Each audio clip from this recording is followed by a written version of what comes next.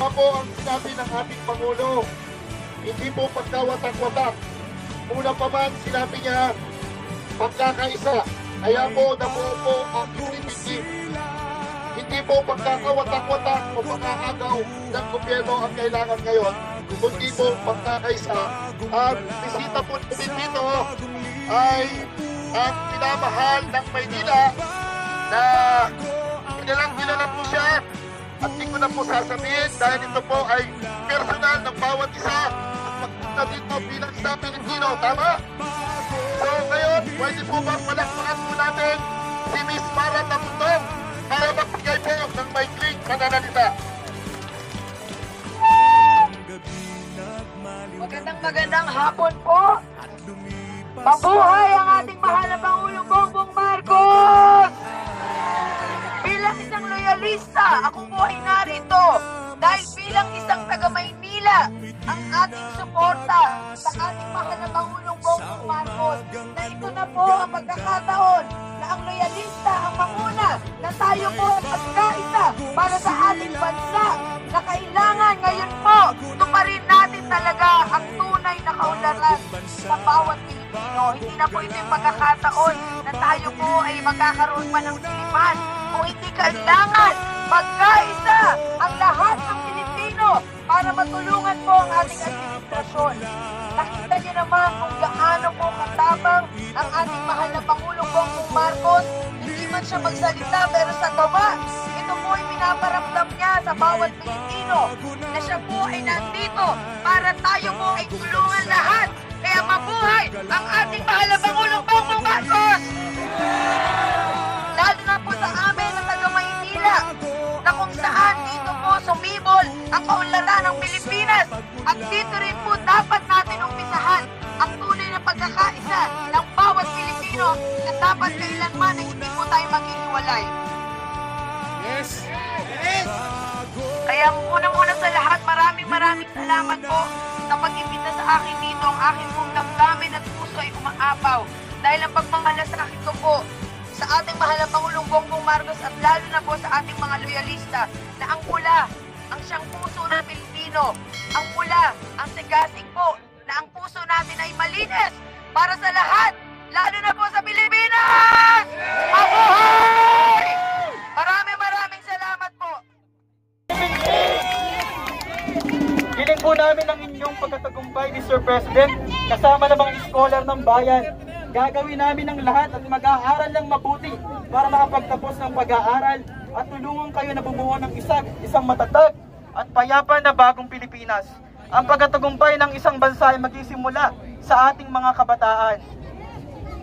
Ang tagumpay ng Marcos Administration ay tagumpay ng ating Republika. Tama ho ba? Ang tagumpay ng gobyerno ay tagumpay nating lahat. At higit sa lahat ay paglingkuran natin ang sambayanan at gawin ang ating mga bahagi upang makamit natin ang hustisyang panlipunan. Magkaisa tayong mga kabataang Pilipino at biguin ang tangkang sirain at babagsakin ang ating estado para makamit natin ang kapayapaan. Ipakita natin ang lakas ng bayan para bukularin tayo sa ilalim ng bagong Pilipinas. Mabuhay ang mga kabataan! Mabuhay ang ating pamahalaan! Mabuhay ang ating mahal na Pangulong Bongbong Marcos! Lagit-lagi na para sa bayan at patuloy na maglilingkod sa sambayanan at masang Pilipino. Maraming salamat po sa inyong lahat. Palakpakan po natin ang sektor ng mga kabataan! BBM! Nais po namin ipabatid sa sambayanang Pilipino na ang mga taong lumahok po dito sa pagkakataong ito ay mga BBM solid supporter. Yes! Kami po ay nagkusang loob pumunta dito. Wala po rito pinayaran. Wala po dito inakot. Kami po ay nagsasakripisyo at patuloy po naniniwala sa ating mahal na Pangulong Ferdinand Bongbong Marcos Jr. Yes! Ngayon, bago ko tawagin ang susunod na tagapagsalita, ay tayo po ay manalangin muna. At ito po ay kasama po sa ating programa, sa ating Rally for Peace and Truth. Tatawagin ko po si Reverend Teresita Joy Dr. Cruz of Christian International Missionaries. Okay, pwede ba tayong yubuko at manalangin para sa and truth sa ating bayan? Sino po leader nyo? Leader? Oh, yung leader, ayun po. Sino? Ando. Agdo. Ayan. So nakikisa sa selebrasyon ng peace rally dito po sa Edsos Ride. Okay. Muli po, palakpakan po natin ang ating tagapagsalita na si Pastora Loida Nunez. Again, please bear with us. Kailangan po namin ang iyong attention dahil mahina na po itong ating megaphone. So, kung pwede lang po sana, isang meeting lang po tayo. Wala po. So,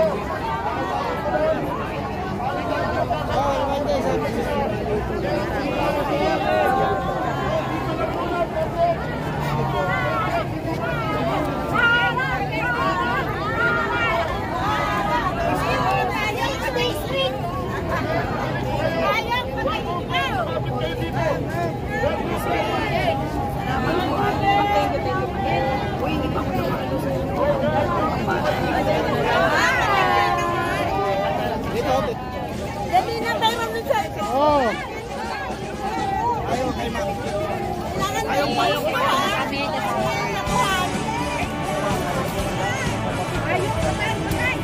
So ito po nga kuha ng pangmalakas ang camera. Ito po, ayan ang Marcos Loyalist. Hindi ang Super Marathon ito. Sigaw naman ng BBM!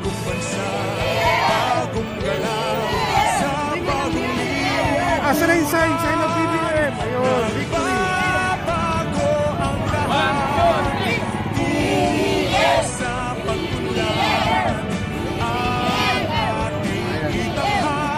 Maraming salamat. Ayun.